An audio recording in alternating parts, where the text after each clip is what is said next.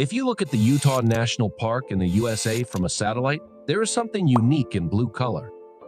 If you zoom in on this view, a beautiful view can be seen in the middle of the canyons. The blue, yellow, and green colors total 23 pounds, which add to the beauty of this place immensely. But in this desert, where all the mountains and hills are brown, what are these beautiful blue ponds doing here? Is this a NASA secret project or a swimming pool? In fact, its real purpose is far more fascinating. Once again, welcome to my InfoSage TV. Viewers, we have to go back 1,500 years to understand these beautiful blue pools. When humans first discovered a unique chemical element with the help of bonfire. Yes, the bonfire that we burn in winter to keep ourselves warm. The method is simple, just burn some wood. But this time, not for the warmth. We will put this ash in a pot and add some water to it because there are many chemical compounds in ash. But some chemical compounds dissolve in water and make the water color like this. Now we will filter this water and keep it to dry in the sun. When the water evaporates, some of these crystals will be left behind. It is a chemical element that has been used by humans for centuries and is named potash because it is made from pot and ash. Earlier, people used potash to make soap, dye clothes, and make glass products. As liquid soap is made by melting animal fat and adding potash to it. Likewise, adding potash to glass production lowers the melting point of the glass and makes it much easier to shape. With the growing human population, the demand for potash was increasing. It grew so much that by 1788, thousands of factories had been built for the production of potash. In these factories, only wood was burnt, and that too only to collect ash. In 1790, an inventor named Samuel Hopkins invented a new method of producing potash, by which the potash liquid was baked in a furnace rather than in the sun. This new method took much less time to produce potash. It was the first patent in American history that was signed by first U.S. President George Washington. Due to this patent, potash got a lot of hype, and now different scientists started doing different experiments on it. But in all of them, there was one experiment that was going to change the world forever. A few years after the patent was signed, in 1807, a scientist named Humphrey Davy put some potash in a pot and given current through a battery. He noticed that small balls of metal were forming in the potash, and then the next moment it suddenly exploded. Dewey introduced a new element to the world. But what was the name of this element? Now, because it was derived from potash, Davy named it potassium. When people hear the name potassium, they think of apricots, raisins, or bananas. Indeed, this fruit is a good source of potassium for humans.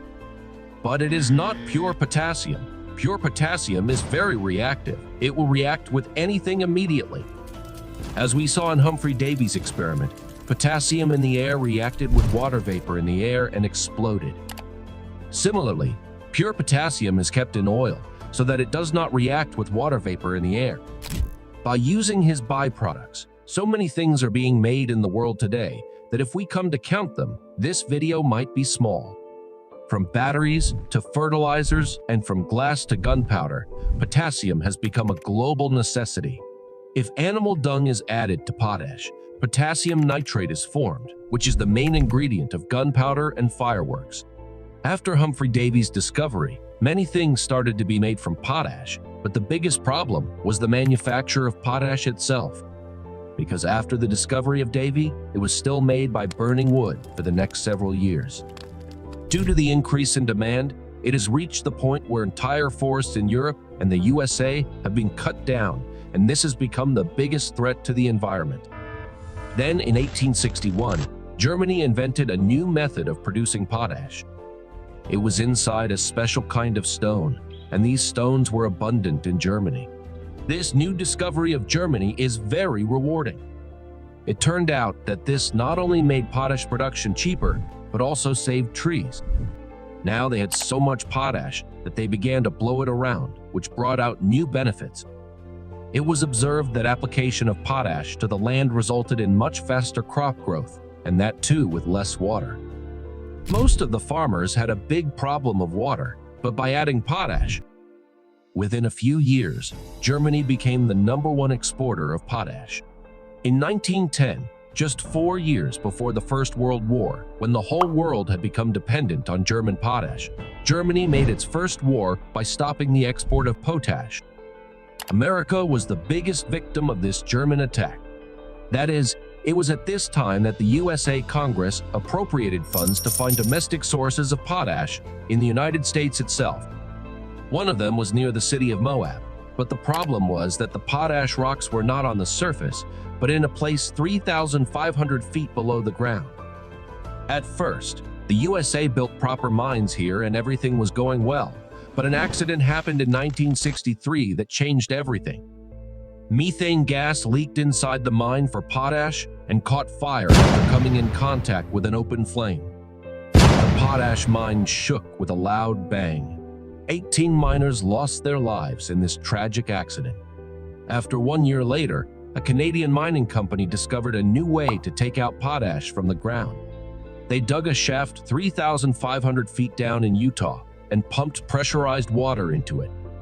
Potash deposits were mixed with water, and then from another shaft, the water came up and was filled in a pond. These are the same ponds that we can see today in different colors. If you are thinking that their blue color is due to the potash in it, so you are wrong.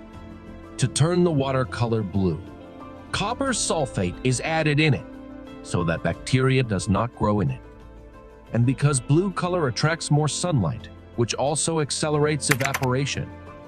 The heat of the sun evaporates these pools and leaves behind pure potash.